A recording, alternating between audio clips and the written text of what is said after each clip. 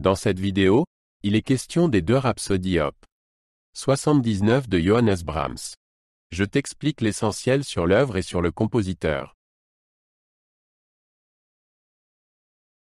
Johannes Brahms a composé les deux rhapsodies op.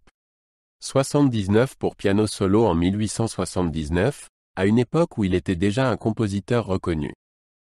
Les rhapsodies ont été composées à une période où Brahms se tournait de plus en plus vers la musique pour piano et créait plusieurs œuvres importantes pour cet instrument, dont les Klavierstücke op.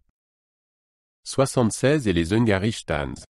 Les deux rhapsodies sont dédiées à son amie pianiste et compositrice Elisabeth von Herzogenberg.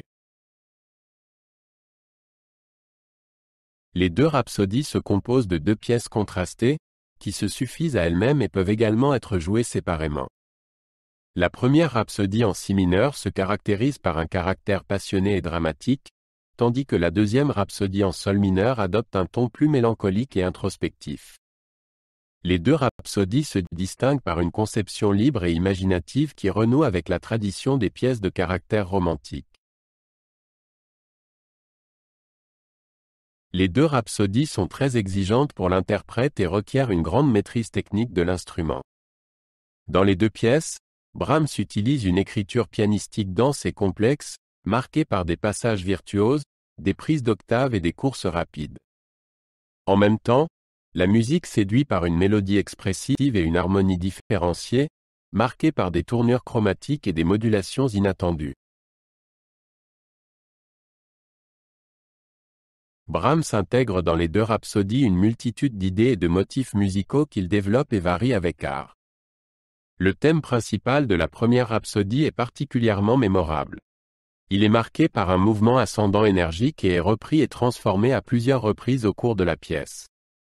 La deuxième rhapsodie comporte également un thème principal concis, marqué par une mélodie élégiaque, qui détermine le caractère de la pièce.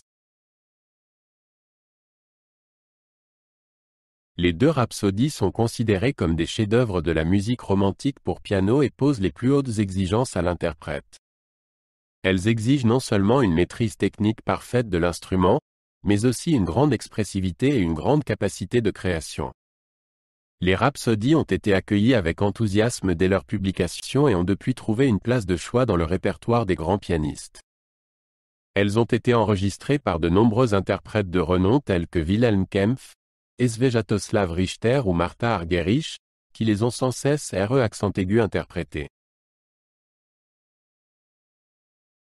Les deux rhapsodies occupent une place particulière dans l'œuvre pour piano de Brahms, car elles font partie de ses compositions les plus virtuoses et les plus exigeantes pour cet instrument. Elles montrent Brahms comme un maître de la composition pour piano, qui explore les possibilités de l'instrument jusqu'à ses limites et ouvre de nouvelles possibilités d'expression. En même temps, les rhapsodies s'inscrivent dans la tradition des pièces de caractère romantique et se rattachent à des œuvres de compositeurs comme Schumann, Chopin ou Liszt. Les deux rhapsodies ont eu une influence décisive sur la musique pour piano de la fin du XIXe et du début du XXe siècle et sont considérées aujourd'hui encore comme des jalons du genre. Elles ont incité de nombreux compositeurs à composer leurs propres œuvres pour piano et ont contribué au développement de la technique et de l'esthétique pianistique. Les rhapsodies jouent également un rôle important dans la pédagogie musicale et font partie du répertoire standard de l'apprentissage du piano. Les deux rhapsodies de Brahms marquent un point culminant dans l'histoire de la musique romantique pour piano et ont eu une influence décisive sur le développement du genre au XXe siècle. Elles montrent Brahms comme un compositeur qui a su exploiter de manière unique les possibilités du piano et repousser les limites de l'instrument.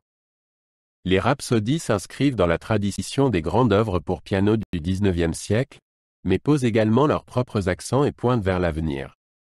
Ce sont des œuvres qui posent les plus hautes exigences aux interprètes et aux auditeurs et qui, en même temps, enthousiasment par leur beauté et leur force d'expression. Les deux rhapsodies comptent parmi les œuvres les plus importantes et les plus exigeantes de la littérature romantique pour piano et n'ont rien perdu de leur fascination et de leur impact jusqu'à aujourd'hui.